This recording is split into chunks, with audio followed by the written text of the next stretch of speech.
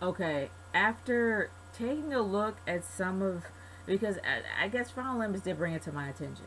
I thought I actually did skip 138 because sometimes I have a tendency to do that and forget the numbers.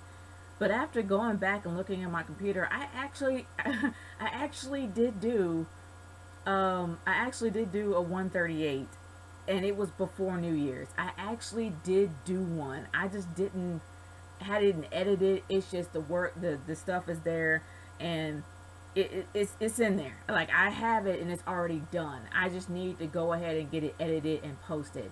And if I actually do finish it, it's gonna be in my wrestling rewind file. Like it's gonna be on that playlist. So for those that are interested in that Q&A, this isn't gonna be 138. This is gonna be 143. Anything that I said prior to this, ignore it. Well, not really prior, but after, because this I'm actually filming this after I did this Q&A. So anything that I say for that Q&A saying it's 138, it's not. It's 143. And I'll try to leave some reminders up there to let y'all know. But if you do want to see 138, I will leave that on the card once it's uploaded. But anyway, guys, let's get started with this Q&A.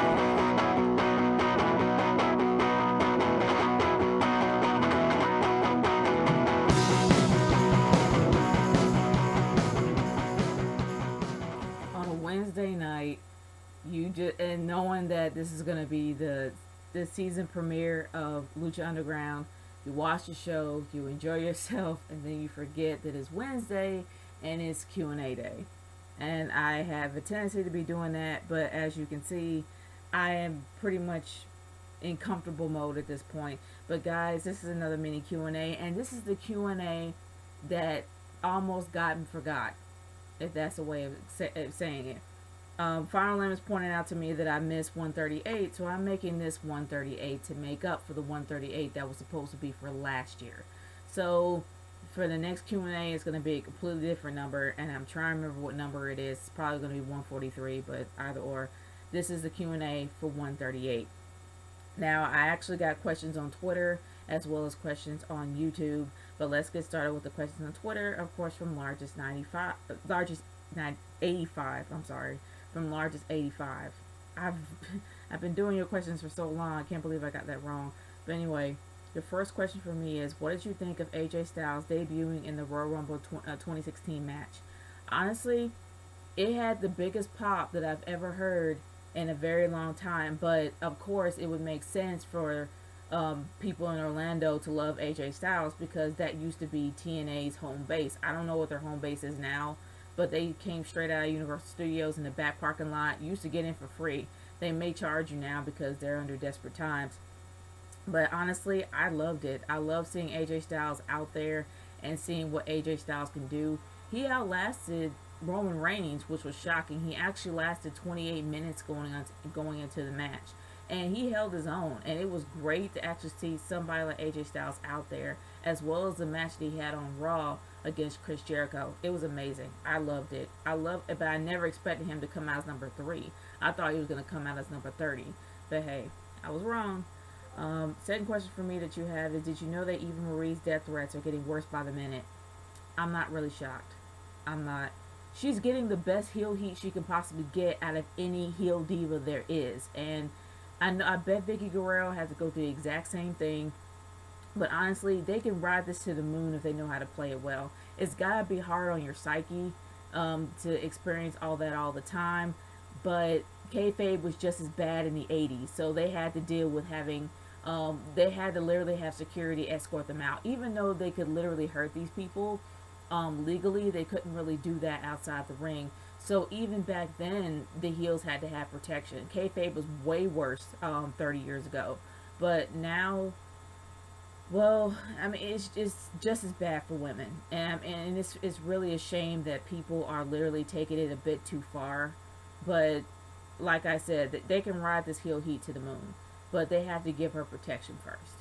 And I don't really think that these guys are going to come after her, but it's always good to have protection around you. Thoughts on Tommy Wall and NXT? I have not really watched NXT that often, and I know that your two questions for me is about Byron Blade and Tommy Wall. I have not seen NXT in the last few weeks, So I'm kind of behind. I'm actually going to watch it tonight after I get done with this because, there's always those moments where you have a bout of insomnia. So occasionally you always watch a show and sometimes you go back to sleep. And we have a bout of insomnia at the moment. Plus, I pretty much slept too long because I'm recovering from a head cold. But other than that, that's probably what I'm gonna do. So I might, hopefully, if they're on NXT, for, well, it's not really to Wednesday anymore, but hopefully they were on for this Wednesday, and maybe I have a chance to see them perform. So the next time you ask me this, or if somebody else asks me this, I'll really be able to answer your questions a lot easier, well, a lot more appropriately. Well, I don't know a better way of phrasing it. But yeah, my apologies for not being able to answer those questions, but of course, you still get credit for the questions I actually did answer, and you will, of course, be on the end credits of this Q&A. But thank you, Largest85, for sending me those Q&A questions. And like I said, for those that actually do want to send me Q&A questions, by all means, send them to me via Twitter as well as YouTube. But right now, let's get started on some of these YouTube questions that I have, and I have a few of them. And before I get started, like I said in 2015, if anybody has problems with a particular YouTuber, I don't want to know about it, and I don't want to ask as a question. And this is one of the questions that I actually do have on here. And of course, I mean, you can get pretty much guess who this individual is, but I don't want to know of any particular questions of any beef that you have with any particular YouTuber. I don't want to know. The only thing that I do ask is if you guys just give respect to one another and don't really put each other on blast. If you have an issue with somebody, and it's not for me trying to get on my high horse. It's mostly for stalling purposes, but also just to be real here, it is a serious issue. If you do have a problem with a particular person or a particular YouTuber, deal with them face to face. Don't bring it to my Q&As, because like I said before, 2016 is going to be a year of something new, and I don't want to go back to the old. So if you have beef towards somebody, go to them. Have them answer your questions if they do Q&As, or if you have a question, just send it directly to them. And just go ahead and take care of that, because I do not want to be I don't want to be the third party here. And that was pretty much one of the questions that someone actually asked me, but I won't put that on blast. But yeah, you know who you are. Your question for me is, another question for me is, what is your favorite WWE program to watch on the WWE Network minus NXT? And this comes from Dustin Nunn. Honestly, I don't really watch any of the other shows on the network. I should.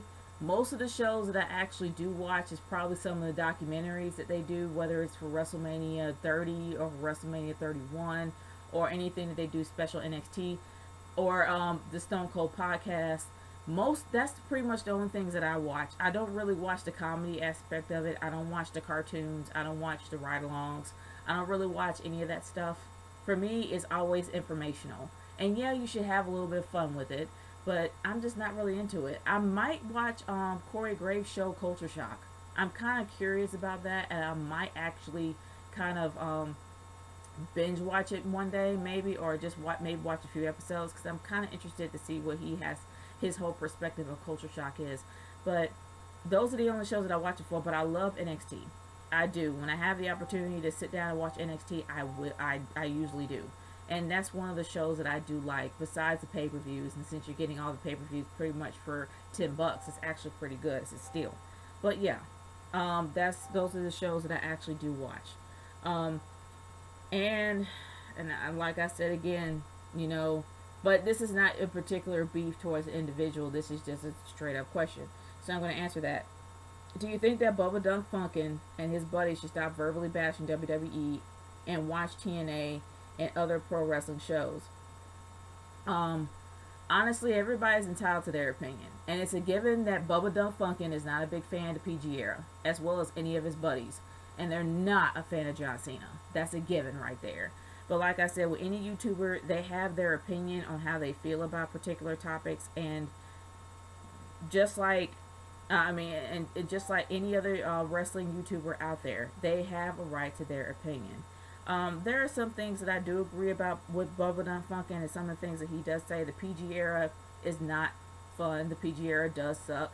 And the main reason why, in my opinion, is because it actually does kind of it kind of holds back the creativity of the wrestlers and doesn't allow them to be themselves. They're not as aggressive because of the fear of people complaining and all that other stuff. I'm going to say this: people are going to complain regardless. Period. They're going to complain regardless. They're going to be upset. And yeah, I kind of understand why Bubba Dunk Funkin doesn't particularly like the PG era. I'll say that right then and there. But yeah, he's entitled to his opinion. Do you think WWE should break their silence on Benoit and acknowledge that? Well, unfortunately, I'm trying to get the question to be extended a little bit more. But if it's about Benoit and it's about, the actual double murder, well, triple murder, I guess if you said triple, well, a double murder and one suicide of Chris Benoit, honestly, it's a touchy subject. It's a real touchy subject to get into. Okay, here it is. Do you think WWE should break their silence on Chris Benoit and re-acknowledge that he existed as a wrestler? And by the way, I don't defend whatever happened and had happened in the end of his life. I'm just saying. The one thing I do know is that for some of the old pay-per-views, some of the old classic ones, they do have Benoit on there, and they actually do have a disclaimer. This is how it is. This is in its purest form. Even though I don't believe that most of those pay-per-views are in its purest form, I think some of them have been doctored. But at least they acknowledge that Benoit used to work for their company. They don't really talk about him being in the Hall of Fame. Not he wasn't in the Hall of Fame, but they don't really acknowledge him like outright openly as a wrestler. They do have him as pay-per-views, probably under his contract, because even with China not being there, they still have her likeness and still use her in the pay-per-views, which is sad. But the thing is, it's a really touchy subject. It really is. And know that somebody that you work with, someone that you hired, possibly killed their wife and child. That's something that, and now that they're trying to go a family-oriented route, that's going to lead to a lot of backlash. Because there's still no proof, in my opinion, there's no proof that he actually did it. Even though, yeah, everything in the evidence there, in my opinion, is circumstantial. And I'm not going to really go too much into my opinion about Chris Benoit. But I will say that for those people that do believe that he did do those acts, it's going to be a huge, huge, huge PR nightmare. So, no. I understand as a company why they wouldn't do it. Even though I would love for them to acknowledge the fact that Chris Benoit existed and had one of the most touching moments that I've ever seen in in WrestleMania history, when he embraced the late great Eddie Guerrero when they both won championships at the very same time.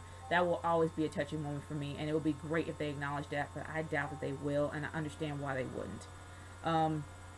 But yeah, that's just me. It would be bad for business if they did. What do you think of WWE not mentioning the winner of the 2004 Royal Rumble? Who won? I can't even remember. I know that I think it was in 2002, it was Triple H that won. I can't remember.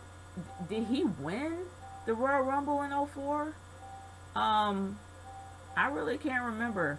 If anybody remembers who won the Royal Rumble, yeah, leave it in the comments. I might just have to look it up because I really don't remember who won. But yeah, honestly, they don't really usually name the winners for the Royal Rumble. They usually just go throughout do the statistics every single year, and they actually do do a little vignette of all the statistics on who won and how long they've won and the shortest person in the match, and they go into detail the statistical part of it, but they don't really go into the actual. Oh yeah, it was Chris Benoit. Okay, yeah, I just looked it up.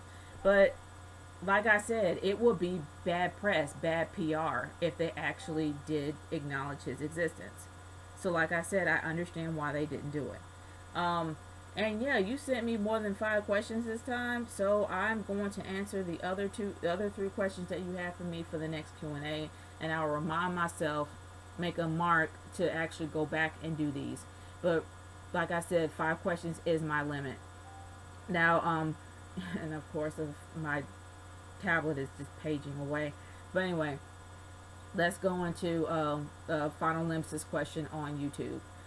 Your question for me is this. Why did you skip Q&A 138? I didn't skip it. Sometimes, you get a brain fart and you forget what number you're on and you skip a number by accident, and that's what happens. So this is actually 138 now, so technically I haven't skipped it anymore, and it's going to be 143 the next one. Possibly. It might be, I don't know. Have you heard that a fan was detained by the cops because he said he wanted to decapitate Eva Marie out loud? What is wrong with you people? Seriously, what did she do to you to make you hate her so much? It's ridiculous. I don't mind the heel heat, especially if the heel heat pushes her forward. Vicky Guerrero had pretty much one of the worst heel moments as a heel diva because she got no recognition at all. She was booed pretty much out of every single arena she was in, and I know that has to mess with your head. But for crying out loud, trying to cut somebody's head off, why? Because they're a model diva, is ridiculous. She was a fitness model, and like I said, Trish was a fitness model, and Trish had to get to where she was. She's trying, so y'all need to lay off, and they need to lay off. And I'm glad he got arrested because that's ridiculous. It really is.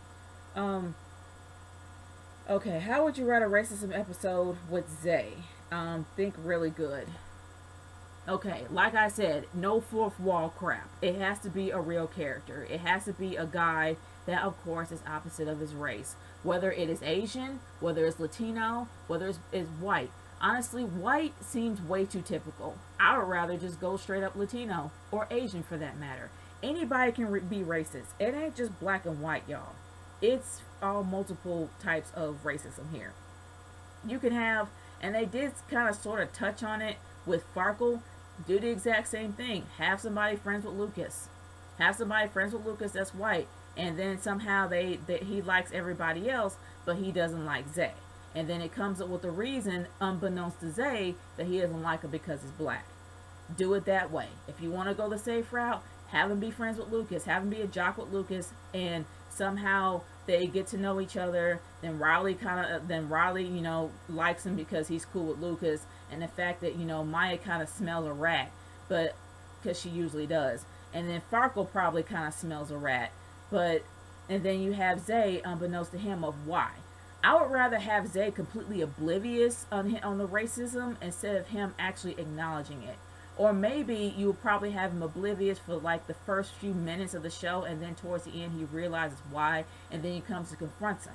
And then he has his friends backing up on his side. Maybe that would be a little bit more powerful. Having Zay not be completely oblivious to the racism until it's acknowledged towards the middle of the show. And then you have all four of his friends. You have Lucas, you have Farkle, you have Riley, and Maya all be on his side. And then you have more people being on his side, and then the guy just like, you know what, fine, I'm out. We're not friends anymore. If you want to do that way, fine. But you gotta have somebody that's convincing. No fourth wall crap. And I know that sounds really vague, but that's the only way I can really feel like it can tie in. Have this person friends with Lucas since he's a jock. Makes sense. It makes sense to me. But anyway, do you think Smacker looks like AJ Lee than Riley does? No. No, I don't. I would say that Riley has more similarities to AJ Lee, except AJ Lee is more outspoken, and even though that Roland Blanchard is actually more outspoken in public and in real life, her as Riley is a bit kind of conservative, but in terms of looking like her, no, she does not at all. Not in my opinion. Does Farkle look a bit like Freddie, Rico, or Ray? No. I don't see any resemblance of, well, come to think about it, it may be, well, Ray is pretty tall. Ray's a pretty tall guy, and he has dark hair. While Farkle has blonde hair and he used to wear glasses, he might have similarities to Ray, but definitely not to Freddie. And definitely not Rico. But yeah, more similarities to Ray. That's just my opinion of it. And the last set of questions actually comes from Lino Gino.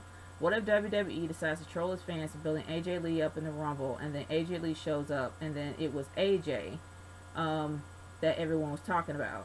How would you react? And the fans? Um, if AJ Lee showed up in the Rumble, I'd be like, oh wow, why is she here? Like seriously, AJ Lee was a force to be reckoned with in the Divas division, but let's be honest, she will not last a second with the men. She wouldn't. So for me, I'd be scratching my head more than being excited. Um, did James Storm make a stupid decision in going back to TNA instead of staying in NXT? From what I heard, that James Storm actually went back because he wasn't getting paid more than Samoa Joe. And that's the reason why he actually did leave. But let's be honest here. James Storm's gimmick is just the watered down version of Stone Cold Steve Austin. It is. Stone Cold's a redneck. He's a proud redneck, and he will admit it. And Cowboy James Storm will admit that he's a redneck. But the redneck gimmick, nobody can do it better than Stone Cold. I'm sorry. And if Stone Cold wasn't there, it'd be a completely different story. But having a gimmick like that was already been done and had someone more successful at it than you is not going to go over with the fans unless they're already fans of TNA. Him going back to TNA, it's up to him. I mean, TNA is on its last leg. It's a given. I tried to watch that show for the past episode and I couldn't get into it. And I don't think the ratings, even though they switched from the Destination America to the Pop Network, they used to be the TV Guide Network. All I can say is that with them changing a few things around, maybe things will turn around. But him going back may have not been the best career choice, in my opinion. I would at least try to make it work for at least a year instead of going back to leave. But he wasn't getting paid more than Samoa Joe. But hey, Samoa Joe's a bigger draw than he is. And that's the one thing he has to accept. But hey, it's on him. But I do think it was a mistake. That's just me. Who would you like to see AJ Styles fight at WrestleMania? Wow. If they didn't do it so early, I have to say Chris Jericho. Chris Jericho literally gave him a run for his money, and it was one of the best Raw matches I have seen in a very long time. It would have been nice if they preserved that as a feud and actually turned that over at a WrestleMania. That's a great WrestleMania match. That's a draw, in my opinion. You have the legend Y2J with the phenomenal AJ Styles. Or the Ayatollah Rock and Roller versus the phenomenal AJ Styles. That would be something I would watch, but they made a huge mistake and they made that a match way too early. So yeah, it would have been Chris Jericho by far. If James Storm was there, no, because it's something we saw in TNA. But yeah, I would definitely say Chris Jericho. He was the only candidate I can think of that would have been like the best person to actually have a match. But they ruined that. Have you heard that Nikki Bella needs surgery for a broken neck and her career is possibly over? Some of her fans say that they hope that she dies and they're happy that her career is over. How can you say that's a fan? That's not really a fan. I say this. It's her own fault. She and her sister have stayed away from wrestling since they left in 2012. She has no one to blame but herself. I feel no sympathy. She's a hot piece of meat though. I will say this. When you're in wrestling, it's part of the job. It's part of the game. You're going to get banged up. You're going to get some serious injuries. You're going to have a lot of issues. And the one thing that I love about Lucha Underground is that they had a season and then they were done for a year.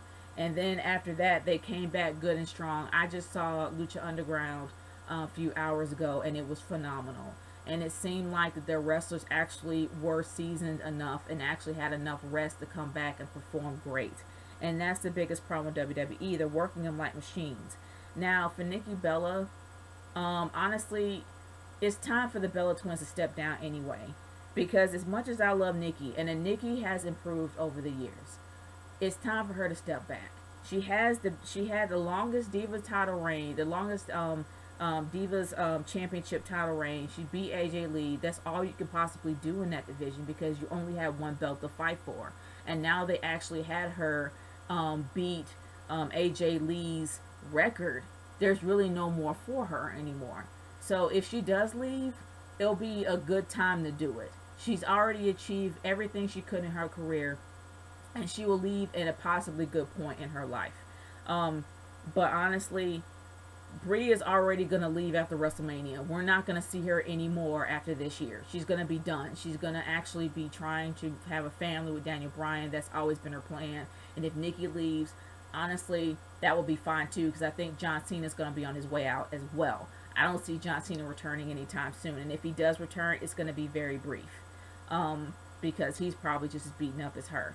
So honestly, it'll be, I don't want to say poetic justice, but I will say that it's something that is understandable, and it's something that I think that it will be beneficial for her if she does. Because with every single wrestler that's been out there, when it came to Lita, when it came to Edge, all of them had neck injuries, and they all had to leave. And because it was, and the same thing with Tyson Kidd, he's on the verge of actually not coming back either because he has a serious neck injury. So honestly, yeah, it will be good if they did. But I don't think that they'll be completely excluded from WWE. They'll probably be doing other things with them, such as Edge. He's doing lots of things now. Nikki Bella be doing lots of things still. She doesn't have to wrestle anymore. Same thing with Daniel Bryan. He had a serious neck injury, and now he's on the shelf, even though he's cleared to wrestle, from what I'm hearing. But they're not going to bring him back anytime soon. But honestly, it'll be good if she actually did leave. But I'm not going to say it's her own fault. It's part of the job. It happens, especially if you fight night after night. It happens. But I'm not going to go too much into that anymore. But and your final question for me is, there was a fan who got arrested for trying to stab Eva Marie at the red carpet. Thoughts? What if he was successful in stabbing her? Do people need help these days? Fans are crazy, man. Jeez. Yes, they are.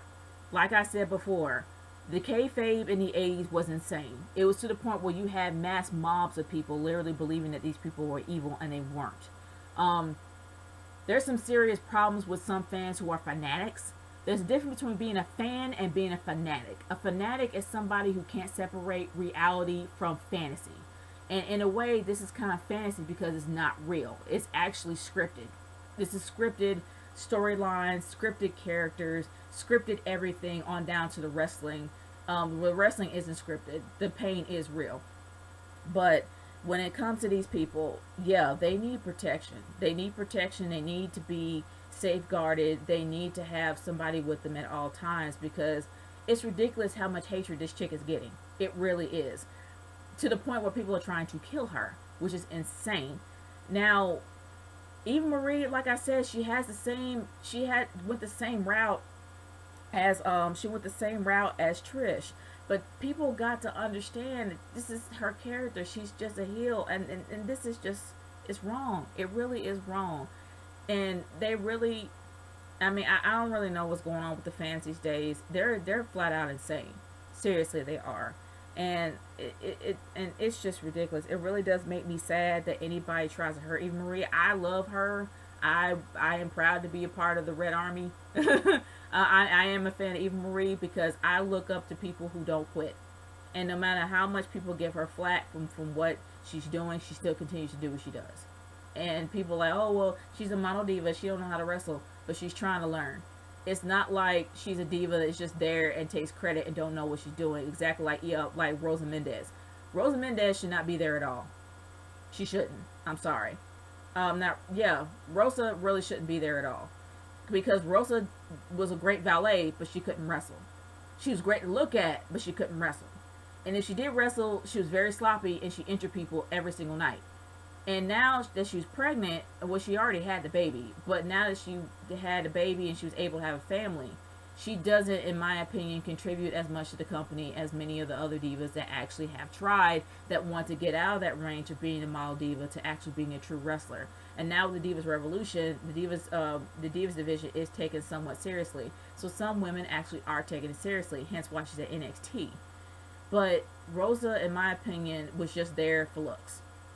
And I didn't really see her achieving more than that. And especially the fact that she's recovering from other problems that she has. I mean, why isn't anybody giving her heat? Because it's a given that Rosa is just there just to be a valet. That's all. But nobody's giving her heat.